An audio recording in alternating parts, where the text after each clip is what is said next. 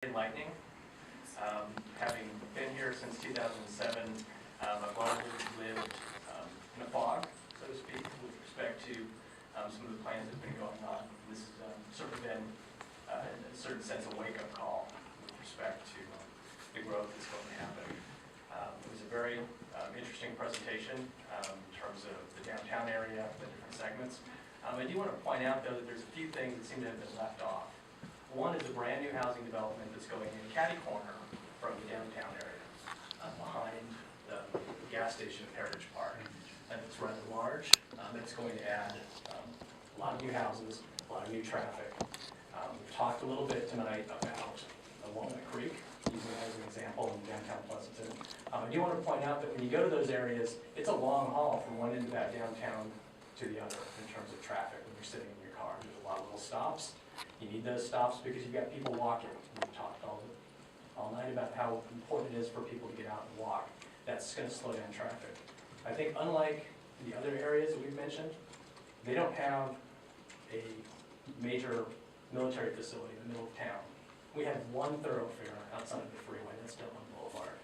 We put this kind of housing with its traffic, as well as some of the other things that we're talking about, we're essentially choking off one side of Dublin from the other. It's going to take a long time for someone who lives on the west side of Dublin like me to take my daughter over to a movie in Hacienda Crossing, short of getting on the freeway, which is jamming up as it is already. You know, and lastly, let me say, several months ago, we had an election. Residents of Dublin voted not to grow on the outskirts of town. I think people would be very surprised to find out that the solution to that is to grow inside some of the older, more established neighborhoods. Thank you. Thank you, Mr. Griffin. Marie Marshall, followed by Ganison Ramu, followed by Bakar Tatali.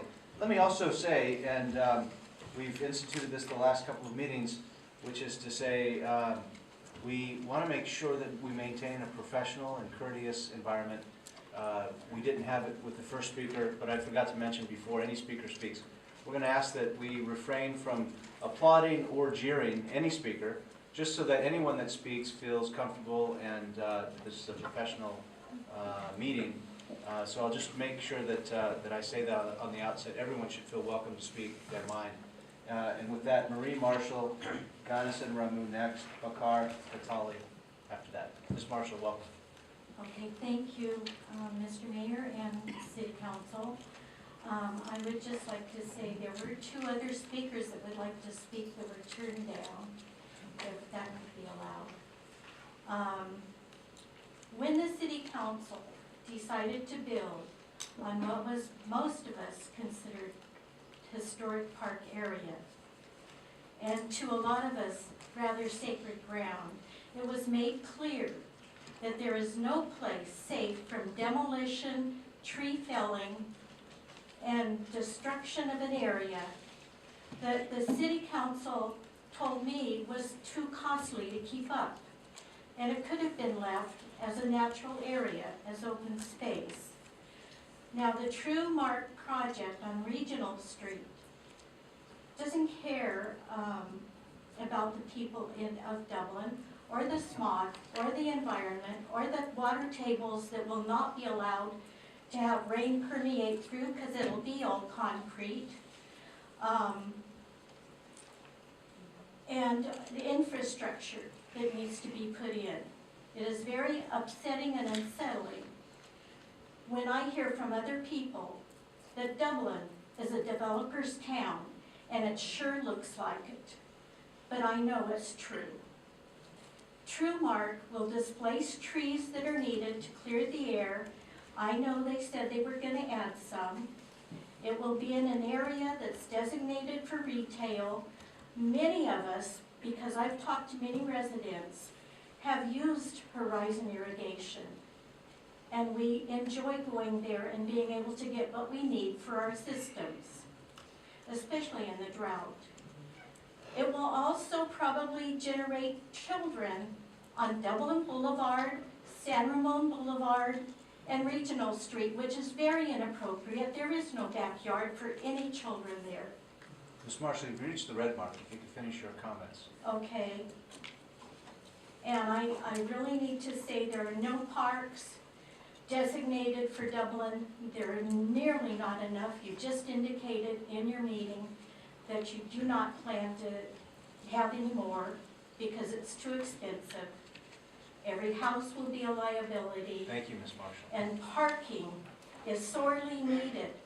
My son-in-law had to come and park in front of my house You're over the red light. I'm because going to there ask was you to no stop. parking Ms. for Marshall, if you him could to stop go on talking. BART Ms. to Marshall, get to the city. Ms. Marshall, please finish. Thank Thank you. Ganison Ramu, Bakar Tatali, Raju V.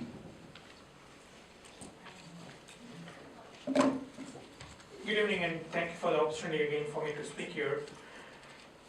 It's really a sad situation that we are here, so many residents are here to remind and talk about the infrastructure issues and the hyper growth and lack of schools here. Is anyone from the school district here right now? School board? Okay, I really hope that they come and talk. Maybe they're They have watching their the own video. meeting tonight, sir. Thank you. At least like when I was hoping that they would have sent a letter requesting formally to pause all the invested homes being approved going forward, because we can't keep digging the hole much deeper and deeper. So I would like to highlight 4 points from the staff presentation about the TrueNorth project. Really, Dublin has become a new word for like homes everywhere. I think it's going to be added to the dictionary. Now, people, the downtown area has 2.2 million square feet of non-residential. However, it has like over 4 million square feet of residential, with its 2,500 homes. Is it what we call downtown? It's like twice the commercial, non-residential for the residential area there. And developers may be paying $1 million year and date for these projects for community benefits, but you're really taxing the residents in a different way because you're adding more kids. It's hard to believe that these developments are going to add only 9 kids for 60 homes. Okay, people are not coming here to downtown and pay $800K and not have kids. They come to Dublin for schools primarily. Okay, you're really like taking $1 million from developer for city, but you're adding a burden of $4 to $5 million to the residents indirectly. So it's a bad taxing policy. Downtown plan was created years ago. I don't think we had like 5,000 visitor homes at that point. So it's not a kind of good idea to talk about plan that was created 5, 10, 20 years ago and refer and be proud of that. We need to adjust as we go along. You've reached the red mark. If you could finish your comments. Absolutely, yeah. So for vested homes, I know we have constraints. You point to SB 50, but we are talking about unvested homes here. We have the control to say no to that and not add to the problems. So please kindly consider this opportunity. Let's stop digging the hole Thank you, more Mr. and more. Kramer. Thank you. Mr. Tatali, followed by Raju V, and then Marcy Schwartz.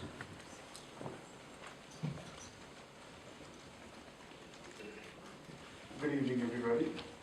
Looks like this is becoming a chore every single city meeting. We are having to come here and point out the obvious that the residents can understand that it's time for us to stop building, investing in more homes, and let's pull back and understand what the infrastructure needs to come up to speed with, how the schools need to pay for themselves, how we accommodate these new kids coming to the homes. One thing that was educational today was the projection of the charts we saw for planning. And what I noted was, a couple of years back, 2016, 2017, the city was supposed to be in the red. But luckily, and I guess because of the new homes that are coming in now, that money is bringing in enough revenue that now it's positive, and the next 5 years we don't see any problems. And we have 5,000 vested homes, so I would argue that we should have no problems from those 5,000 homes that will be built in the coming few years, and those revenues should be able to sustain us for some time. So there is no reason to keep approving more new homes. Let's pull back and analyze what we need to fund the schools, what we need to do for the rest of the infrastructure, whether it is commercial and other roads. The residents have so many issues that don't seem to be addressed at this point of time. So I urge and request the City Council to stop approving any further vesting and let's pull back and see what we have to do and talk to the city, the DUSB, and see what schools, solutions we can find for building new schools for these homes that are coming through. Thank you. Thank you, Mr. Sitali. Raju V, Marcy Schwartz, and then Margaret Leon doesn't wish to speak. We'll go then on to Roman Cito for Mayor. Thanks, Mayor, City Council. I'm again here to express my opposition for the plan. Again, the intent here is, I understand when you look at different plans around here, up to Walnut Creek and Pleasanton. I happen to believe that a city kind of has its own character. So Dublin is a city that has its own character, like it's going to grow the way it's going to grow. But what I've been here over 3 years now, the common complaint that I've heard across all these 3 years is the school districts. It's the fact that a lot of people come in here more in South Bay, around different areas of Bay Area, specifically because of the schools, and the fact that it's more, I guess, this space, more open space. That's one of the reasons why we bought a house here, because it had a lot of nice lands around here. No, it was not crowded like South Bay or some other places are. So that's kind of something that's unique to the character of Dublin. The last thing you want to do is, as much as we want to build a vibrant downtown, which I understand would help grow the city, at the same time, you don't want to get in a situation where, whether you like it or not, when you have all these residents moving into Dublin because of the school district, and then if the schools can't support those kids, 2021 or 2025, when the year comes around, you're going to find a lot of these schools not being able to support these kids. They're going to end up being uneducated and not having good schools. It's going to lead to these kids building a very bad community around Dublin, and that's the last thing you want. All the property value projected right now is going to go the other way, because that's happened in a lot of cities around the Bay Area. So my, I guess, concern to the City Council would be, when you look at approving some of these plans, pay attention to how and the kind of people that are moving into your area. That's kind of very important to how you grow the city.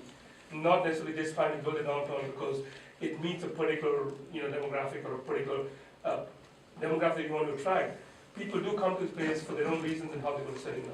So I would really urge you to look at those reasons. For that reason, I feel like adding more 60 more units to this is not going to help the city in any way. I would recommend very strongly that we hold off until the infrastructure is built up to support these schools, and then we can recover this. Thank you for your time. Thank you, Raju. Marcy Schwartz, Roman Cito for Mayor.